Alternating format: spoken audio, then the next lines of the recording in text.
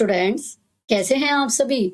आशा करती हूँ कि आप सभी अच्छे होंगे और इसी आशा के साथ स्वागत है आप सभी का आपके अपने YouTube चैनल विनायक जी क्लासेस में। बच्चों, मैं सोनाली आपकी साइंस टीचर आज आपके लिए कक्षा 10 अध्याय 3 धातु एवं अधातु लेकर के आई हूँ। बच्चों, वीडियो शुरू करने से पहले मैं आपसे रिक्वेस्ट करूंगी कि मेरे साथ वीडियो में एंड तक जरूर बने रहिए, क्योंकि जब आप इसे एंड तक देखेंगे तभी आप इसको अच्छे से समझ पाएंगे और तभी आप इसका पूरा लाभ उठा पाएंगे। और अगर आपको वीडियो अच्छा लगे तो प्लीज वीडियो को लाइक कीजिए, अपने फ्रेंड्स के बीच शेयर कीजिए और मेरे इस यूट्यूब चैनल को सब्सक्राइब कीजिए। तो चलिए शुरू करते हैं आज का टॉपिक। बच्चों, दैनिक जीवन में आपने अपने आसपास बहुत सी धातु देखी हैं। लोहा, तांबा, सोना, चांदी, ये सभी आपने देखी हुई है। इन धातुओं के गुणधर्म आज हम इस चैप्टर में जानेंगे। तो सबसे पहले जानते हैं भौतिक गुणधर्म। धातुओं के भौतिक गुण क्या होते हैं। सबसे पहले आता है चमक। अपने शुद्ध रूप में धातु की सतह चमकदार होती है। मतलब शुद्ध रूप में अगर हम धातु को देखें तो इसमें एक विशेष प्रकार की चमक होती है और धातु के इस गुणधर्म को हम क्या कहते हैं, धात्विक चमक कहते हैं।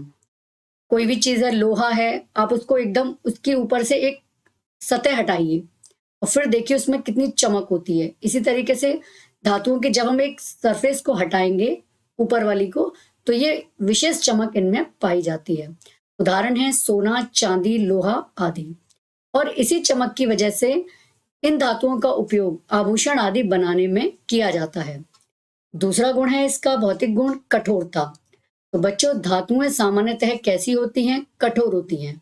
इनको अगर हम चाकू की सहायता से काटेंगे तो ये कटती नहीं है।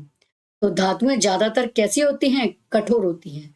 लेकिन कुछ धातुएं मुलायम होते हैं, जैसे लिथियम, सोडियम और पोटेशियम। ये इतनी मुलायम होती हैं कि इनको हम चाकू की सहायता से आसानी से काट सकते हैं। तो ये तीनों ही धातुएं अपवाद हैं, ये मुलायम होती हैं। आगे चलते हैं। तीसरा भौतिक गुण है अवस्था। सामान्य ताप पर प्रायः सभी धातुएं ठोस होती हैं। बच्चों, अगर हम सामान्य ताप पर, रूम टेम्परेचर पर, कमरे के तापमान पर देखेंगे तो सभी धातुएं कैसी होती हैं, ठोस होती हैं। और इसमें भी ये मरकरी या पारा, जिसको हम Hg, जिसका सूत्र क्या है Hg, और इसको हम मरकरी भी कहते हैं या फिर पारा भी कहते हैं। और ये रूम टेम्परेचर पे कैसा होता है, ये द्रव होता है, ये ठोस नहीं होता है, धातु है लेकिन पारा द्रव होता है। आगे आते हैं आघात वर्ध्यता। आघात वर्ध्यता क्या होती है बच्चों, अगर हम धातुओं को पीटना शुरू करेंगे तो हम देखेंगे कि ये पीट करके फैलती चली जाती हैं। मतलब धातुओं को पीट कर चादरों के रूप में परिवर्तित किया जा सकता है। और धातुओं को पीटकर चादरों के रूप में परिवर्तित करने के गुण को हम क्या कहते हैं, आघात वर्ध्यता कहते हैं।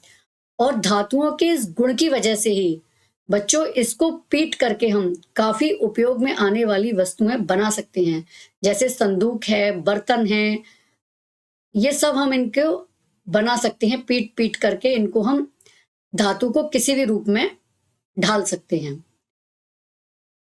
अगला गुण है तन्यता। जैसा कि इसके नाम से ही पता चल रहा है, किसी चीज को तानना मतलब खींचना। तो ये धातु के पतले तार के रूप में खींचने की क्षमता को हम क्या कहते हैं, तन्यता कहते हैं। जो धातु है उसको हम पतले तार के रूप में खींच सकते हैं, तो उसको पतले तार के रूप में खींचने की जो गुण है वो क्या कहलाता है, तन्यता कहलाता है। बच्चों, ये जो विद्युत प्रवाहित करने के जो तार होते हैं, जो कॉपर के बनते हैं, तांबे के बनते हैं, वो इसी गुण के कारण से तार बनाए जा सकते हैं। और आपको एक आश्चर्यचकित बात बताएं कि शायद आपने कभी सोचा नहीं होगा कि 1 ग्राम सोने से 2 किलोमीटर लंबा तार बनाया जा सकता है। सोचिए, 1 ग्राम सोने से हम इसको खींच करके 2 किलोमीटर लंबा तार बना सकते हैं। और इससे तार के द्वारा आभूषणों पर सुंदर सुंदर डिजाइनें बनाई जा सकती हैं। तो ये था धातु का अगला गुण तन्यता। अब आगे बढ़ते हैं। अगला गुण है चालकता। इसमें हम देखेंगे कि क्या धातु से होकर के ऊष्मा और विद्युत पास हो सकती है? तो चलिए सबसे पहले ऊष्मा के प्रति धातु का व्यवहार देखते हैं। तो धातु ऊष्मा की सुचालक होती हैं। सुचालक यानी कि धातु से होकर के ऊष्मा पास हो सकती है। इसके लिए अगर हम एक धातु की कोई रॉड ले लें और इसके एक सिरे को अगर हम आग पे गर्म करेंगे और दूसरे सिरे को हाथ से पकड़े रहें, तो थोड़ी देर बाद हम देखेंगे जो सिरा हमने हाथ से पकड़ा हुआ है वो भी गर्म होने लगेगा। क्यों? क्योंकि ऊष्मा गर्म सिरे से ठंडे सिरे की ओर बराबर आ रही है, क्योंकि ये सुचालक हैं, यानी कि ऊष्मा का चालन हो रहा है। इसमें भी अपवाद हैं। लेड जिसका सूत्र है पीवी, मरकरी जिसका सूत्र है Hg, ये दोनों क्या हैं? ऊष्मा की कुचालक हैं, यानी कि इनसे होकर के ऊष्मा पास नहीं हो सकती। अब आता है धातु का गलनांक बहुत अधिक होता है। तो बच्चों जो धातुएं होती हैं इनके गलनांक बहुत अधिक होते हैं, इनको आसानी से गलाया नहीं जा सकता। गैलियम और सीजियम इनके गलनांक बहुत कम होते हैं। जो गैलियम और सीजियम है इनके गलनांक इतने कम है कि अगर हम इनको हथेली पे रखेंगे तो ये पिघल जाती हैं। तो ये भी इसका अपवाद है।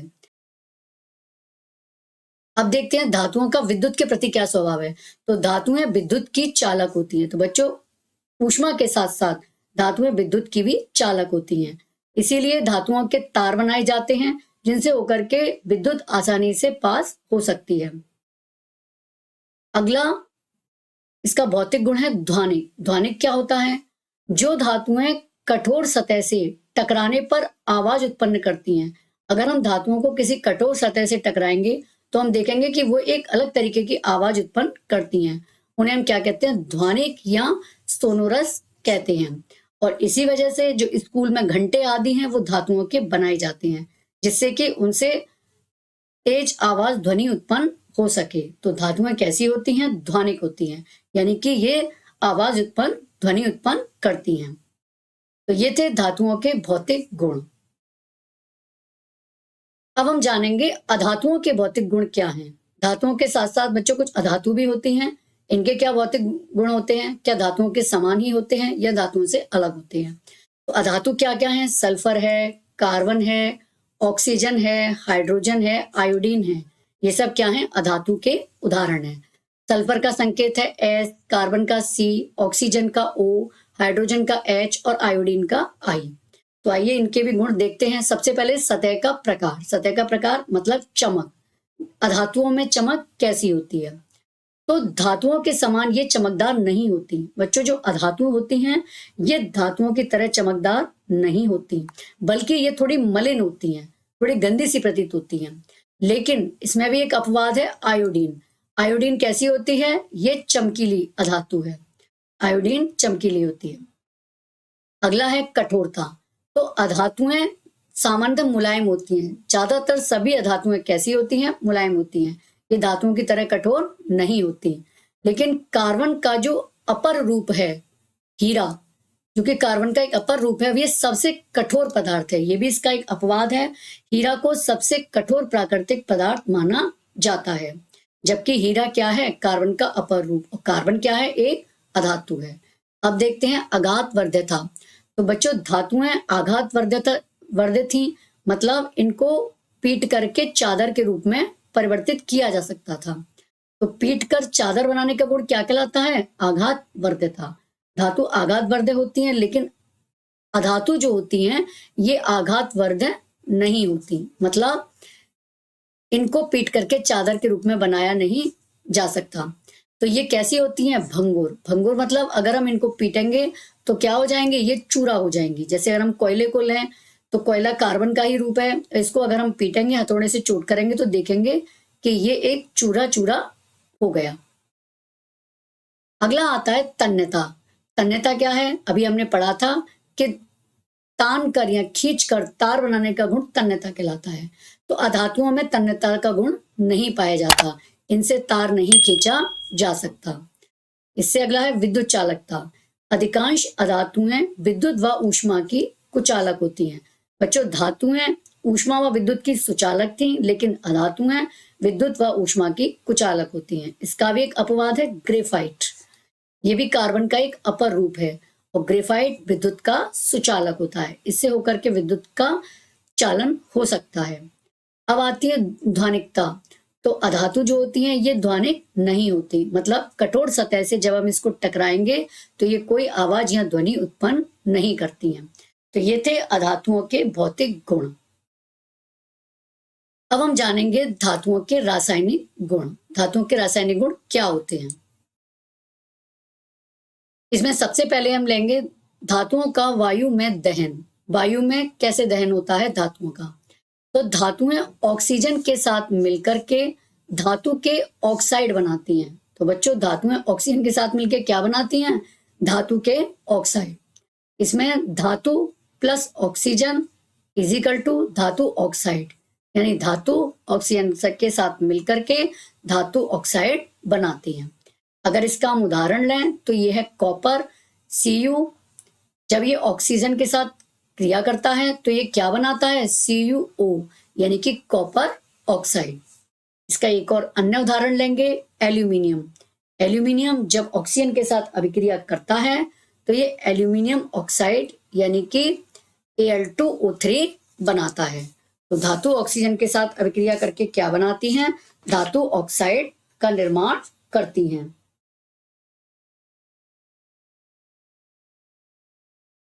अब ये जो धातु ऑक्साइड बनी है तो इनकी प्रकृति की अगर हम बात करें तो धातु ऑक्साइड की प्रकृति क्षारकीय होती है। बच्चों, धातु ऑक्साइड की प्रकृति कैसी होती है? क्षारकीय होती है।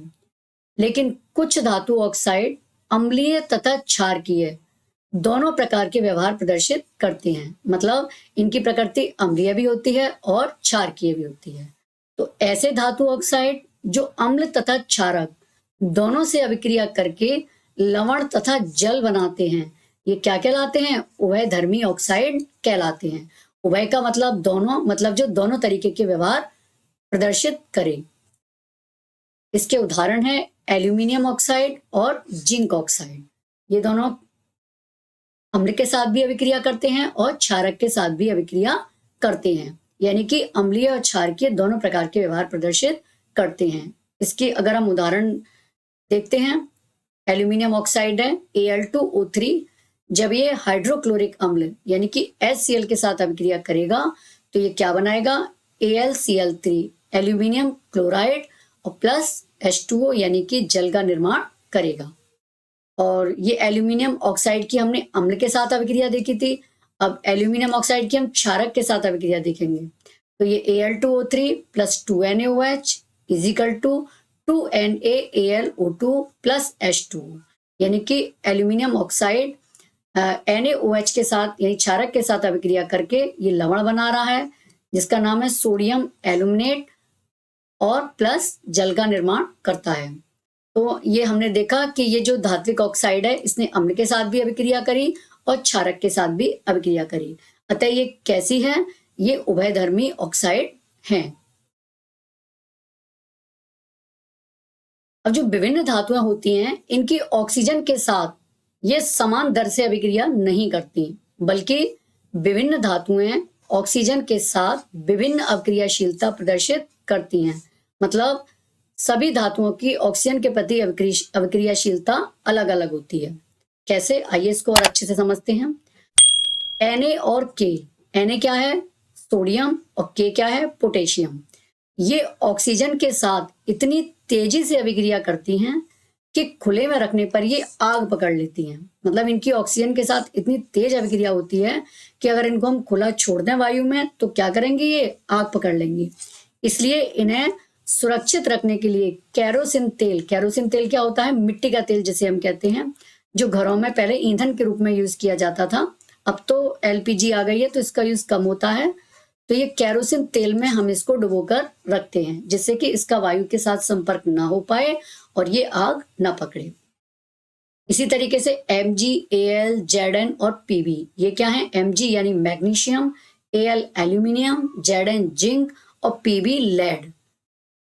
इनकी सतह पर ऑक्साइड की पतली परत जम जाती है और ये जो ऑक्साइड की पतली परत है वो इन धातुओं की ऑक्सीकरण से सुरक्षा करती हैं। इनका ऑक्सीकरण नहीं होने देती, इनके ऑक्सीकरण से बचाती हैं। इसी तरीके से AgAu, Ag क्या है? चांदी का है सूत्र है, और Au ऑरिक यानी कि सोना। ये अधिक तापमान पे अगर हम टेम्परेचर अधिक भी कर देंगे तो भी ये ऑक्सीजन के साथ अभिक्रिया नहीं करती। Ag और Au अधिक टेम्परेचर पर भी ऑक्सीजन के साथ कोई अभिक्रिया नहीं करती। अब आयरन और कॉपर की बात करें तो इनका दहन तो नहीं होता। आप ना आयरन का दहन कर सकते हैं ना ही कॉपर का, लेकिन जब हम लौह चूर्ण लेंगे और इसको हम लौह चूर्ण को अगर हम ज्वाला में डालेंगे तो क्या होगा, ये तेजी से जलने लगेगा। इसी तरीके से कॉपर है, इसका भी दहन तो नहीं हो सकता, लेकिन गर्म धातु पर कॉपर ऑक्साइड की काले रंग की परत चढ़ जाती है। अगर ये हम धातु को गर्म करेंगे तो इस पर कॉपर ऑक्साइड की काले रंग की परत जम जाएगी। तो हमने देखा कि विभिन्न धातुएं ऑक्सीजन के साथ साथ विभिन्न तरीके का अभिक्रियाशीलता प्रदर्शित कर रही हैं। अब आगे चलते हैं इसके दूसरे रासायनिक गुण पर। धातुओं की जल के साथ अभिक्रिया। अब हम जानेंगे कि धातुओं की जल के साथ क्या अभिक्रिया होती है। तो धातुएं जल के साथ अभिक्रिया करके धातु ऑक्साइड व हाइड्रोजन गैस उत्पन्न करती हैं। मतलब जब धातुएं जल से अभिक्रिया करती हैं तो धातु ऑक्साइड बनता है और हाइड्रोजन गैस उत्पन्न होती है। देखिए, धातु प्लस जल इज इक्वल टू धातु ऑक्साइड प्लस हाइड्रोजन। इसको एक उदाहरण के द्वारा समझेंगे। Mg ये मैग्नीशियम धातु है, जब ये जल के साथ अभिक्रिया करती है तो MgO यानी कि मैग्नीशियम ऑक्साइड बनता है और प्लस हाइड्रोजन गैस बनती है। तो धातु जल के साथ अभिक्रिया करके क्या बना रही है, धातु ऑक्साइड। और जो धातु ऑक्साइड जल में घुलनशील होती हैं वे जल में घुल करके क्या बनाती हैं, धातु हाइड्रोक्साइड बनाती हैं। जैसे सोडियम धातु है, इसने जल के साथ अभिक्रिया करी तो इसने क्या बनाया, 2NaOH यानी कि सोडियम हाइड्रोक्साइड प्लस H2 यानी हाइड्रोजन का निर्माण किया। तो ये थी धातुओं की जल के साथ अभिक्रिया। अब विभिन्न धातुओं की जल के साथ विभिन्न अभिक्रियाशीलता। बच्चों, सभी धातुएं जल के साथ भी समान रूप से अभिक्रिया नहीं करती, बल्कि इनकी अलग अलग धातुओं की जल के साथ भी विभिन्न अभिक्रियाशीलता प्रदर्शित होती है। तो आइए इसको समझते हैं। Na और K यानी कि सोडियम और पोटेशियम ये ठंडे जल के साथ अभिक्रिया करती हैं, और जब ठंडे जल के साथ इनकी अभिक्रिया होती है तो ये अभिक्रिया अत्यंत ऊष्माक्षेपी होती है। ऊष्माक्षेपी मतलब इसमें ऊष्मा उत्पन्न होती है, और इस उत्पन्न ऊष्मा की वजह से जो उत्सर्जित हाइड्रोजन है वो क्या होता है, तत्काल प्रज्वलित हो जाती है, यानी कि वो आग पकड़ लेती है। इसी तरीके से Ca यानी कैल्शियम है, ये जल के साथ धीमी अभिक्रिया करता है। ये सोडियम और पोटेशियम की तरह तेज अभिक्रिया नहीं करता, बल्कि धीमी अभिक्रिया करता है, और जो इसमें ऊष्मा उत्पन्न होती है वो हाइड्रोजन को प्रज्वलित करने के लिए पर्याप्त नहीं होती। इसी तरीके से मैग्नीशियम की बात करें, Mg, ये ठंडे जल से अभिक्रिया नहीं करता, बल्कि ये गर्म जल के साथ अभिक्रिया करता है। अब हाइड्रोजन गैस के बुलबुले कैल्शियम और मैग्नीशियम धातु की सतह पर चिपक जाते हैं। बच्चों, ये दोनों धातुएं कैल्शियम और मैग्नीशियम जब ये जल के साथ अभिक्रिया करती हैं तो इससे जो हाइड्रोजन उत्पन्न होती है वो हाइड्रोजन गैस इन धातु की सतह पर चिपक जाते हैं, इसके बुलबुले, और ये धातुएं सतह पर जल की सतह पर तैरना प्रारंभ कर देती हैं। और इन बुलबुले की वजह से ये धातुएं क्या करती हैं, ये जल की सतह पर तैरना प्रारंभ कर देती हैं। अब एल्यूमिनियम, आयरन और जिंक। एल्यूमिनियम यानी Al, आयरन यानी Fe और जिंक यानी Zn, ये न ठंडे जल से अभिक्रिया करते हैं और ना ही गर्म जल से, बल्कि ये धातुएं किसके साथ कैसे जल के साथ अभिक्रिया करती हैं, ये भाप से अभिक्रिया करती हैं। ये धातुएं किसके साथ अभिक्रिया करती हैं, भाप के साथ। ना ये ठंडे जल के साथ अभिक्रिया करती हैं और ना ही ये गर्म जल के साथ अभिक्रिया करती हैं, बल्कि ये भाप के साथ अभिक्रिया करती हैं। आगे Pb यानी लेड, Cu यानी कॉपर, Ag चांदी और Au सोना, ये जल के साथ बिल्कुल अभिक्रिया नहीं करती। बच्चों, ये धातुएं ऐसी हैं जो कि जल के साथ इनकी कोई अभिक्रिया नहीं होती। तो हमने देखा कि विभिन्न धातुओं का जल के साथ अभिक्रियाशीलता अलग अलग है, ये जल के साथ अलग अलग तरीके से अभिक्रिया करती हैं। अब हम देखेंगे धातुओं की अम्ल के साथ अभिक्रिया, अर्थात धातु अम्ल के साथ किस प्रकार अभिक्रिया करती हैं। तो धातु तनु अम्ल के साथ अभिक्रिया करके लवण और हाइड्रोजन गैस बनाती हैं। मतलब जब धातु की हम तनु अम्ल के साथ अभिक्रिया कराएंगे तो लवण बनता है और हाइड्रोजन गैस बनती है। धातु की अभिक्रिया बच्चों में तनु अम्ल से ही करानी चाहिए, सांद्र अम्ल से ये क्रिया विस्फोटक हो सकती है। अब इसके उदाहरण है जिंक, Zn। इसकी जब हम HCl यानी कि तनु हाइड्रोक्लोरिक अम्ल से अभिक्रिया कराएंगे तो इसमें क्या बनेगा, ZnCl2 यानी कि जिंक क्लोराइड, जो कि एक लवण है, और प्लस H2 यानी कि हाइड्रोजन गैस का निर्माण होगा।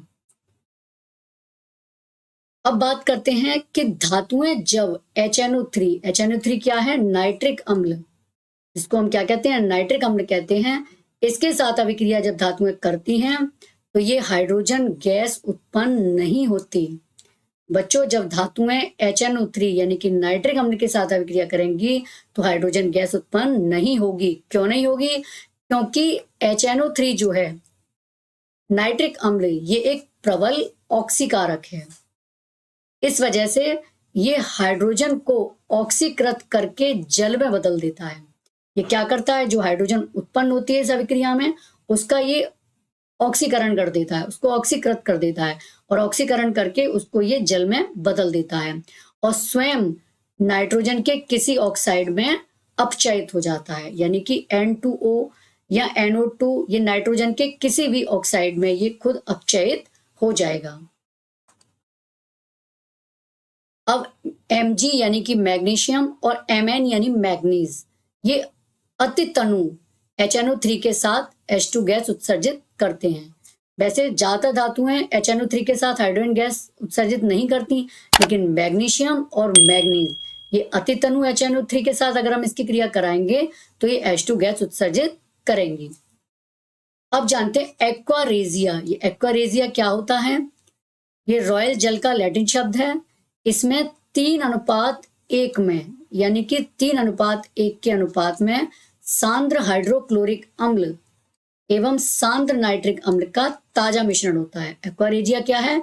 इसमें 3:1 में सांद्र हाइड्रोक्लोरिक अम्ल और सांद्र नाइट्रिक अम्ल मिला होता है। इनका ये ताजा मिश्रण होता है और ये दोनों किस अनुपात में मिले होते हैं? 3:1 में। और ये क्या करता है? ये गोल्ड को यानी सोने को गला सकता है, जबकि दोनों में से किसी अम्ल में अकेले ये क्षमता नहीं होती। अगर हम सोचें अकेले ये काम सांद्र हाइड्रोक्लोरिक अम्ल कर दे या अकेले सांद्र नाइट्रिक अम्ल कर दे तो ये नहीं कर सकते। तो एक्वारेजिया भवकता द्रव होने के साथ प्रबल संक्षारक भी है। यह उन अभिकर्मों को में से एक है जो गोल्ड एवं प्लेटिनम को गलाने में समर्थ होते हैं। तो बच्चों, ये कैसा अभिकर्मक है जो गोल्ड और प्लेटिनम को गला सकता है? इस पर कभी क्वेश्चन पूछा जा सकता है। यह संक्षिप्त टिप्पणी, एक्वारेजिया क्या होता है, ये किस किस का मिश्रण है और इसमें ये दोनों अम्ल किस अनुपात में मिले होते हैं, इस तरीके से इस पे क्वेश्चन पूछा जा सकता है। अब आगे चलते हैं। धातुओं की अन्य धातु लवणों के विलयन के साथ अभिक्रिया।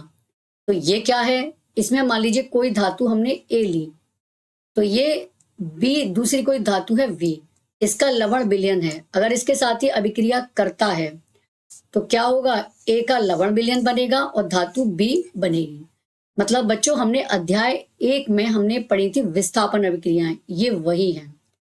मान लीजिए कोई धातु है, ये किसी दूसरी धातु को उसके लवण के विलयन में से विस्थापित कर रही है, उसे हटा रही है। ये देखिए, उस धातु को विस्थापित कर दिया है V को और खुद उसकी जगह ये बैठ करके लवण का विलयन बना रही है।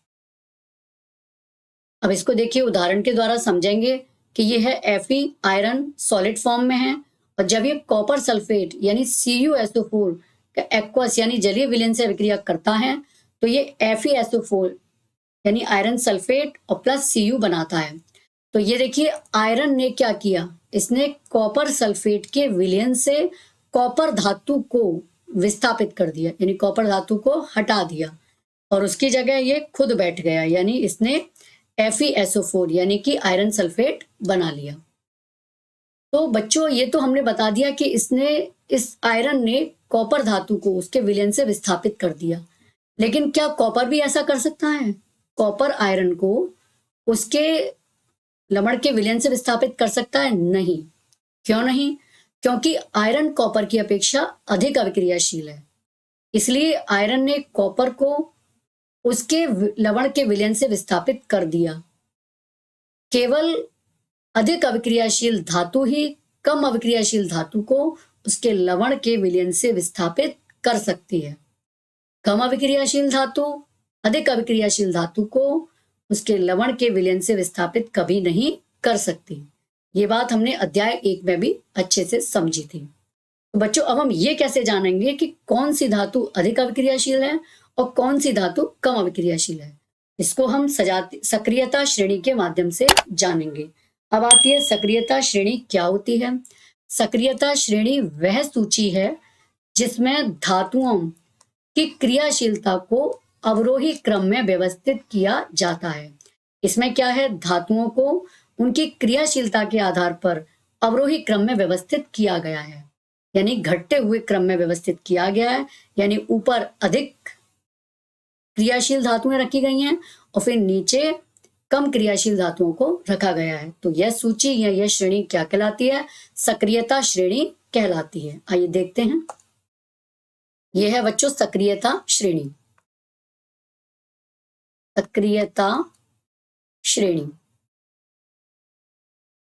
इसमें देखिए potassium, sodium, calcium, magnesium, aluminium, zinc, iron, lead, hydrogen, copper, mercury, ये धातुएं दी गई हैं और ये जो ऊपर हैं ये सबसे अधिक अभिक्रियाशील धातु हैं और फिर इनकी अभिक्रियाशीलता घटती जा रही है, यानी कि ये घटती अभिक्रियाशीलता यानी अवरोही क्रम में ये व्यवस्थित हैं। तो बच्चों, जैसे एल्यूमिनियम है, ये आयरन को उसको लवण के विलयन से विस्थापित कर सकता है, क्योंकि एल्यूमिनियम आयरन से अधिक अभिक्रियाशील धातु है। लेकिन आयरन न जिंक को कर सकता और ना ही एल्यूमिनियम को कर सकता। मतलब अपने से ऊपर स्थित किसी भी धातु को ये उसके लवण के विलयन से विस्थापित नहीं कर सकता, क्योंकि ये सभी धातुएं जो इससे ऊपर या विद्यमान हैं ये सभी इससे ज्यादा अभिक्रियाशील हैं।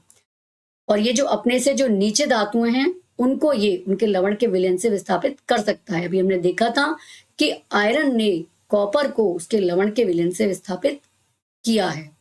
क्यों? क्योंकि आयरन कॉपर की अपेक्षा अधिक अभिक्रियाशील है। तो ये है सक्रियता श्रेणी, जिसमें धातुओं को उनके घटते हुए अभिक्रियाशीलता के क्रम में रखा गया है। तो बच्चों, आज का टॉपिक हम यहीं रोकते हैं और आशा करते हैं कि आपको ये टॉपिक पसंद आया होगा।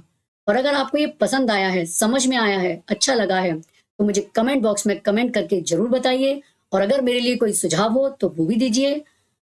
और अगर आपको वीडियो वास्तव में पसंद आया है तो प्लीज वीडियो को लाइक कीजिए, अपने फ्रेंड्स के बीच शेयर कीजिए और मेरे इस यूट्यूब चैनल को सब्सक्राइब कीजिए। अगर आप इसे सब्सक्राइब करेंगे, बेल आइकन को प्रेस करेंगे, तो जब भी मैं कोई नया वीडियो बनाऊंगी उसका नोटिफिकेशन सबसे पहले आपके पास आएगा और आप उसका लाभ उठा पाएंगे। तो बच्चों, आज मैं इस वीडियो को यहीं रोकती हूँ। मिलते हैं नेक्स्ट वीडियो में इससे आगे के टॉपिक के साथ। जब तक के लिए बहुत बहुत धन्यवाद। Good bye.